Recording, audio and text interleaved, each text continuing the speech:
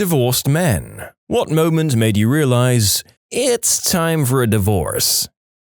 When my buddies approached me to complain that she kept sitting on their laps, wiggling and hoping for a reaction. You have some good buddies, man. Super awkward when your buddy's wife is finding any excuse to touch or rub you. If you say something, you risk causing a fight or him not believing you. If you say nothing, you're a bad person.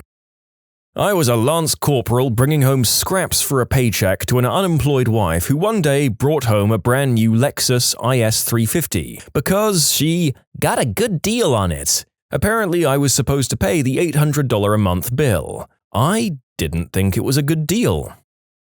My friend got a pretty substantial year-end bonus from work. He decided to use most of it for his wife's Christmas gift and pay off her remaining student loans, about $15,000, and the remaining portion to buy a new computer chair for when he gamed, about $300. Christmas morning, he was nice enough to let me stay at his place when I traveled for work. As he lived 20 minutes from the airport, we all woke up and had breakfast. His family and her parents came over and we started exchanging gifts. Besides paying for her loans, he had gotten her a few items. She opened the card saying her loans were paid off and she just sat there for a minute. After the silence, and assuming she was kind of in shock, she asked, "Did you seriously not get me anything else? I brought you that stupid keyboard." She got him the wrong one, by the way.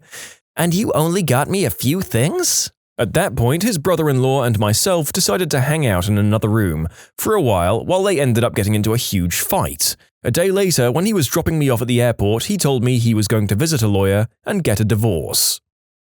I'd been seeing a girl for 6 months. I knew she was unstable and explosive, but I was in love with her good side and also kind of an idiot. She convinced me to move in with her, then convinces me we need a new kitchen, a new bathroom, a new couch, new TV, and she also needs a driver's license. Since she was permanently broke, I paid for it all like a good boyfriend does. Then I broke my leg. She took care of me for a few days, then said I could do my own grocery shopping and make my own dinner since she wasn't my mother. Mind you, we lived on the 3rd floor of an apartment building and there was no elevator, while I was up to my knee in cast. The week after, she went out with friends most nights of the week using my car and told me to do all of the groceries. When I didn't, she yelled at me that I was just leeching off her and that I was a lazy, worthless sack of crap just laying there on the couch that I bought, and that she always had to do everything and never got her anything. I turned down the TV that I brought, and for the first time since we'd met, I just gave in and let the hate flow through me, and blasted her with every B-word thing she did, just yelling from the couch, but it felt great letting it all out. She then kicked me out for insulting her and told me she'd been banging a dude from work all week anyway. Well, the losses up until that point suck, but it seems like you might have dodged a bullet in the long term there. Hope you got all your furniture back. When she falsely told our marriage counselor that I punched her. The next week, she denied saying it and accused our counselor of lying. He gave me a, "You should leave this relationship" look. I took that look as permission from a professional that I definitely wasn't making the wrong decision. Got divorced and never looked back. I legitimately feared for my safety toward the end. Not that she'd hurt me, but that she would make a false accusation to the cops or a crazy friend. She let me know she was pregnant and wanted my permission to tell all of her girlfriends during a girls' night out. Since I knew there was no possible way it was my child, she was also unknowingly admitting to having an affair. I can math, she can't. It was with her boss. We were at a point in our relationship where we were fighting all the time, so I just slept in the guest bedroom, so I wouldn't have to hear her screeching. But for some reason, on Father's Day, that's how I remembered the exact date, she came upstairs and basically forced herself on me. When she told me, "We're pregnant, I want to tell all my friends, oh joy!" I asked her when the doctor expected her due date. Then I did the math. 7.5 months does not a baby make. Finally got a prenatal paternity test out of her. I think she still believed she'd ninja'd my baby inside of her, and the truth came out and I finally just told her, "Just tell me the truth, we can work through anything." Then she fessed up. My lie was that I was going to work through anything. I'd already had divorce proceedings in the works. Lawyered up the next day and he ate her alive in court. I got primary custody of our child we already had and child support and a sheriff's notice that she had to vacate my home in 30 days. I never knew she could be that stupid. I realized when a friend's wife said to me, "You know, your wife is sleeping with my husband, right?" I mean, that's a pickup line if ever I knew one. I mean, we might as well. I knew mine was over the morning I saw a picture of some guy's eggplant on her phone. She was classy enough to bring him to the divorce proceedings. Your Honor, I would like to present Exhibit D into evidence. When she staged a robbery of our house so she could fence off all of my stuff for smack money. When my stepdaughter became a teenager, my ex ramped up the nutso. She had always been an impatient, angry screamer of a parent, but as my stepdaughter became a young woman, my ex just went crazy with envy or something. I know lots of mums have a hard time with teenage daughters, but their base-level patience is so much better than my ex's was. Threats of cutting the daughter's hair in the middle of the night while she slept, pulling hair, slapping face, ridiculing her in front of her friends, swinging something that missed, and putting a hole in the wall. I was out, and I took the kids with me. My wife was around less and less. Had to be free to live her life, go out with her friends. More often than not, she would call me to pick up our daughter from daycare, after promising to pick her up and have some girl time with her. She'd say to just tell the daughter she was working late or not feeling very well. She always had something better to do, and the kids were old enough to know better. I went to pick up our daughter one day, and when they called her name, she came running over until she saw it wasn't Mum, again, and slumped her shoulders and slowly walked over to ask, "What's her excuse this time?" That was the breaking point. I told her to get out, and even helped pay her security deposit to get her out. This one hits close to home with me. My dad and mom were never married, and I was 2 when they broke up, but my mom was supposed to be there for me. She would make all sorts of promises to come hang out with me and pick me up and do things, but 9 times out of 10, she wouldn't show. I remember getting excited if she showed up for one of my birthdays. How sad is that? She should have been there regardless. She always had these dumb excuses as to why she couldn't come. It broke my heart. My mom has been dead for 3 years now. I'm 22, and all I can think about when I think of her is I hope I never damage a child the way she damaged me. Tell your daughter some internet stranger sends her empathetic love. My wife made me watch Oprah, which was grounds enough, but there was also a quiz. It was an "is your marriage okay or not" kind of thing. In my head, I saw 7 or 10 items that were not okay. My wife didn't see any. We'd already been to counseling. Question 1. Does your husband enjoy watching Oprah? Her? Well, of course, he's sitting right here with me. Him? I wonder if I can accidentally pour bleach in my eyes. I was working on a mother-daughter scrapbook as a Christmas present for her. Was going through her Google Photos account looking for pictures of them together. I came across a selfie she took of some guy lying on top of her. Confirmed her second affair. I knew it was over the moment I saw it. That has messed me up pretty good. We flew across the country for her sister's wedding. She didn't say a word to me the entire time since we'd parked at the airport. Once we landed at our destination, we walked to baggage claim, absolute silence proceeding for several hours now. At the carousel, I picked up her bag when she took it out of my hands and calmly stated, "None of my family knows you're here." I told them I came alone. She walked out of the airport and left me there. Narcissistic personality disorder made for some really fun scenarios. During the last year and a half of our marriage, she became extremely psychologically manipulative. She was a narcissist, controlled my every move, would isolate me, refused physical contact.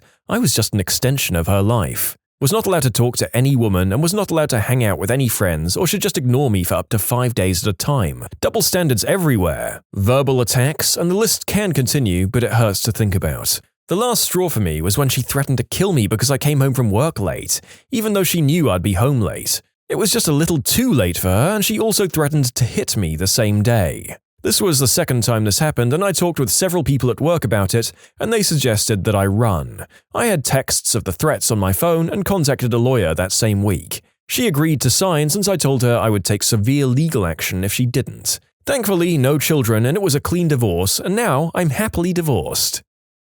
Yeah, look, I know that in some cases divorce is rated as a highly stressful life event, immediately behind deaths in one's close family. But it doesn't always have to be that way. Unfortunately, it's probably only a good life event when it follows several years of extreme hardship. When she presented a picture of our 4-year-old daughter and me lying next to each other on the couch watching Blue's Clues to our marriage counselor as evidence of my inappropriate conduct around our kids, thank God he saw right through that bullcrap immediately and told her to knock it off. We've been divorced almost 5 years now. The process isn't fair, but that really wasn't my ex's fault. No allegations of inappropriate behavior with my kids or misconduct were brought up against me during the proceedings, so that was all good. They wouldn't have flown for a minute in court anyway. Our kids are older now, and every day are becoming better equipped to see and understand the difference between what's reasonable and right and what's simply just bat crap insane. And it's not working out all that well for their mother, who hasn't changed her MO much, if at all, since we parted ways. So it goes. I'm happily remarried now with a woman with kids of her own. Kids who were friends and schoolmates of my kids before she and I even got to know each other. They're all our kids now. Life is good. No more shenanigans. You can submit your own stories to be featured here on the channel. The story submission link is in the description below. And if you want to listen to some vibey music in the background, check out easymode, also linked below, and subscribe. I had a friend who went through this, and there were so many lies leveled at him. At one stage, even his computer was seized by police after she alleged he had inappropriate material featuring children on it. It was so demoralizing. The only way he could see his kids was through supervised visits. A couple of things were in his favor, though. The staff where he had to go and see his kids could tell he was genuine. He never once reacted to his ex either, which showed his character. He'd completely lose his crap when it was just me and him, though, understandably. About 6 months in, the police returned his computer and found nothing, obviously. This was a major turning point for his case. His behavior throughout was spotless. He's actually a really gentle and caring guy. Meanwhile, his ex was racking up DUI charges, which also helped. That was around 4 years ago now. He's had sole custody ever since. Remarried to a nice girl who's their mom now. The ex just lost interest, which is sad, but good that she's not interfering also. I used to love doing chores for her because she loved being taken care of. When she stopped noticing, it started hurting. Then one day, I made a bench for our entryway out of barnwood. Took about 40 hours of work. She walked in the house after work that day and set her purse on it and proceeded to start the fight, where she told me that she was mad she got married to me. She stormed out of the house grabbing her purse. Never noticed the bench was there. I knew then, but I think she already knew. When my 2-year-old was learning to walk, he would constantly say another guy's name. Apparently, he was there from the moment I left for work until I got home. Single dad for 5 years with primary custody now. Finding her on Christmas Eve, still sending racy messages to a co-worker whom she claimed she was no longer in contact with, having been busted doing this to him previously. I cleared out of there like a blackjack dealer. When I, as the only earner in the house, was denied buying a new pair of work boots in December because she needed the money to buy vaccines for the puppies. She bred dogs as a hobby. I was a framing carpenter in Ohio. My current work boots were toast. Holes in both, no soles. I needed them. Her puppy vaccine story was bullcrap, by the way. Her hobby was dogs, but she was a pro at popping pills. That's what she needed the money for. I was done with her by March. When, after being in Afghanistan for 8 months, from May of 02 to November of 02, she was missing. She had my car. I found 2 random women with kids and pets living in the apartment I paid for. The electricity cut off, no money in my bank account, and a pay advance authorized by my commander, and a friend telling me to go easy on her because she was 5 months pregnant with his kid. Oh, and he'd had heart surgery to remove some kind of cyst from his heart just before I left. He was 23, had a pacemaker, and basically half a heart. If I scared him, he could die. I'd say that was the moment I realized. I hope you snuck up behind him and popped an inflated paper bag real aggressive-like. I found out she had cheated on me, and upon me confronting her to discuss it, she manipulated me into thinking she was about to take her own life. Then she admitted the manipulation. I was done. She may have once been a nice person, but that's all gone now. Forgot to mention that I found out because she had left her Facebook open with a conversation about her pregnancy scares with her friend. We hadn't done the deed in a bit more than a month. When she moved out while I was camping with 2 of our sons, and there was no discussion of whether her leaving was permanent or potentially temporary in her view.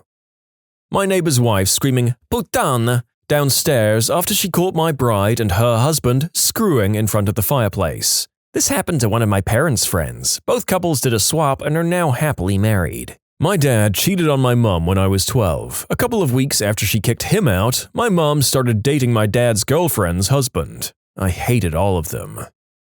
Not my wife, but my fiancée.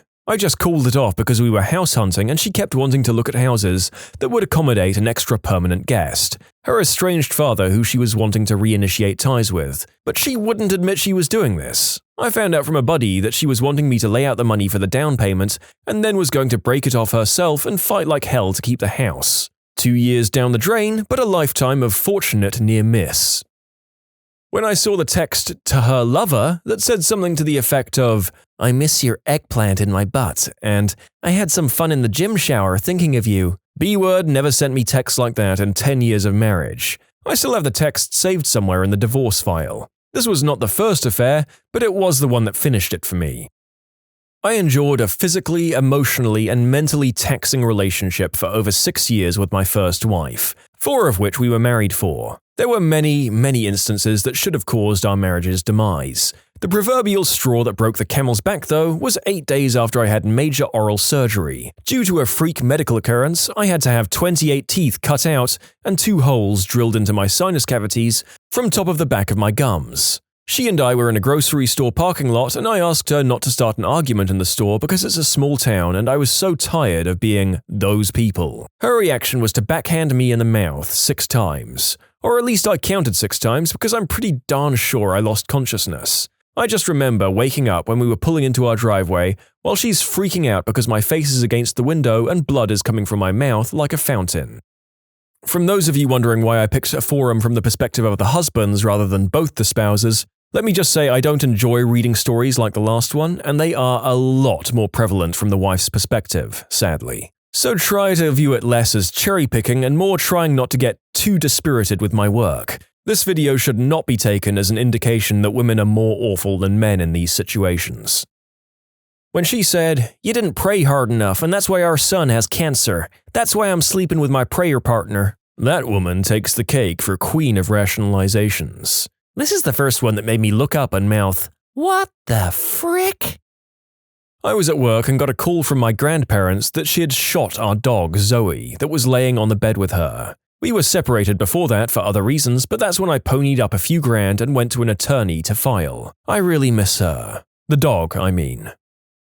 I left for work at 6 a.m. and forgot to unplug the toaster. When I arrived home at 6 p.m., I was given the "everything you've ever done to tee me off" speech, just for leaving the toaster plugged in. I asked her what she did all day that prevented her from unplugging it herself. Another long speech about why I'm the butthole. I said something to the effect of, "Quit acting like your fricking mother." She threw the cat at me. A cat. She threw a fricking cat at me. Scuba Steve went on to live with me after the official separation and divorce. Our marriage ended after our daughter at 3 years old told us to stop yelling. When she asks me to take the kids on some errands, has kept me celibate for months, saying she just doesn't want to do the deed with anyone anymore, and once I leave, invites some guy over to tongue lash her for 45 minutes, and then drop a load inside her in the bedroom without using protection. All on the day before Father's Day. Thanks, Amy. Not divorced yet, this happened last week. Her life is in such a shambles, I'm not even mad. I was on deployment and she yelled at me for interrupting her family's celebration when I called on Christmas. The first time I thought it, I was working late and the daycare calls and asked if I'm picking my kids up. I left work to go get them, and when I got home, she was gone. Didn't hear anything from her for 2 weeks. For the second time, I'd bailed the house out of foreclosure 3 times because she wouldn't pay the bills, even though there was money in the accounts to cover it. I closed the account, handed her cash for the mortgage, packed a bag with my kids, and left. We had a trial separation and lived apart for a month. During this time, I vented off some of my frustrations to one of my best friends. Come to find, said friend was effing my wife behind my back. They both attempted to manipulate my emotions so I wouldn't think anything was suspicious, but goddamn, my intuition always had my back. Always trust your gut, folks, even when your head isn't where it should be. When I found evidence of the last affair, as soon as I heard it, I knew it was the end and there would never be anything else there. I found out on a Sunday. First thing Monday, I was scouring the internet for a place to rent. I kept her in the dark for the next month until everything was set. When she got home from work, I handed her my ring and told her I wanted a divorce, and I left. We met and spent the first 7 years of our married life on the West Coast, then moved east. 5 years later, I took a job on the West Coast, but it was middle of the school year, so I went out ahead and lived on my own until everyone could join me. Things hadn't been very good between us for a while, but I hadn't articulated it to her, or even myself beyond vague feelings of dissatisfaction. One weekend, out there on my own, I decided to take a day and drive to one of my favorite towns, a town in which I'd lived long before I knew her, a town we had visited often while married. It was late afternoon, and I was about to head back to my hotel when I realized I could visit a particular beach that had a special meaning to me from my earlier life there. I stopped at a convenience store, grabbed a Grolschleich that I used to drink on that beach, and drove out there. Hiked out to a specific spot I remembered, sat down, popped the beer, and looked out over the ocean. And it hit me that I hadn't done that in over 20 years. Whenever we'd visit the area, I'd suggest stopping down at the beach, but she wasn't interested and would always veto the idea. I'm sure reading this it seems like the tiniest thing, but it was the catalyst for me realizing just how completely dissatisfied I was with our relationship. I think from the time I sat down, I knew it was over within maybe 10 minutes, just sitting there, sipping my beer, looking at the ocean. When we went on family vacation, and I hoped she'd sleep the entire time so I could have fun with our son. My sister said something similar about her ex. He had to go out of town for a business trip, and she found that being a single parent was less work than having him be around. Then he did the deed with one of her friends, and her first thought was, finally, an excuse to kick him out. Feels like vacations are a good litmus test to see if you're both still in love. There's a sports journalist I follow who takes his wife on holiday every year to do a sort of intervention to reassess their relationship and family goals. When I went on my final vacation with my family, parents and brother included, everyone just fought with each other, and it made me realize how dysfunctional we were, and that it was just better for me to move out ASAP. When you subscribe, make sure to hit the bell to turn on notifications. Put the playlist on in the background to finish listening to all the stories, or if you want some vibey music to put on in the background, check out easymode. If you like Am I the Genius, give Am I the Jerk a shot. Everything linked in the description.